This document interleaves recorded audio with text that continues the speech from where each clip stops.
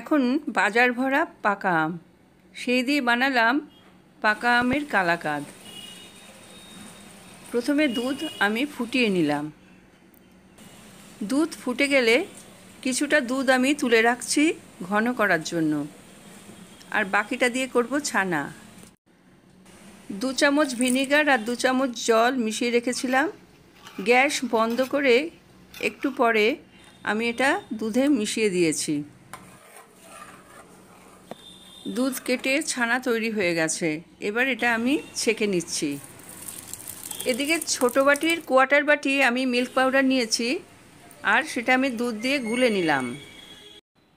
এরপর দুধ ঘন করতে বসিয়ে দুধে গোলা মিল্ক পাউডার এর সাথে মিশিয়ে দিলাম, যাতে তাড়াতাড়ি দুধটা ঘন হয়ে যায়।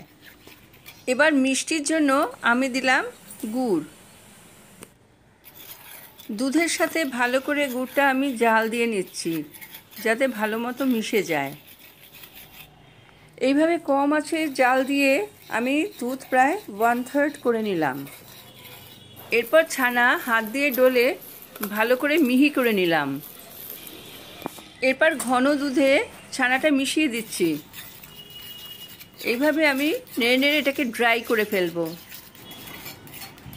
দুধ আর ছানা বেশ ঘন হয়ে এসছে। এবার আমের কাঠ আমি ছেঁকে রেখেছি, সেই আমের কাঠটা আমি এর সঙ্গে মিশিয়ে দিলাম। ছানার মিশ্রণটা অনেক ঘন হয়ে এসেছে। এর মধ্যে দিয়ে দিলাম 1 চামচ গাওয়া ঘি, যাতে সুন্দর একটা গন্ধ পাওয়া যায়। একটা চৌকো টিফিন বক্সে আমি একটু ঘি মাখিয়ে রাখলাম।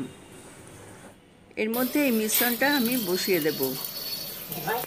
যখন এই মিশ্রণটা কড়াই থেকে ছেড়ে যাবে, তখন আমি এটাকে নামিয়ে নিচ্ছি। এবার মিশ্রণটা আমি টিফিন বক্সে সমান করে বসিয়ে দিচ্ছি। উপরে ছড়িয়ে দিলাম আমন্ড কুচি। এরপর এটাকে ঢেকে ফ্রিজে 2 ঘন্টা রেখে দিলাম।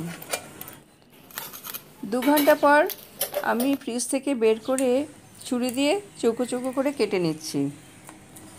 এরপর প্লেটে সাজিয়ে নিলাম আম দিয়ে তৈরি কালাকাঁদ।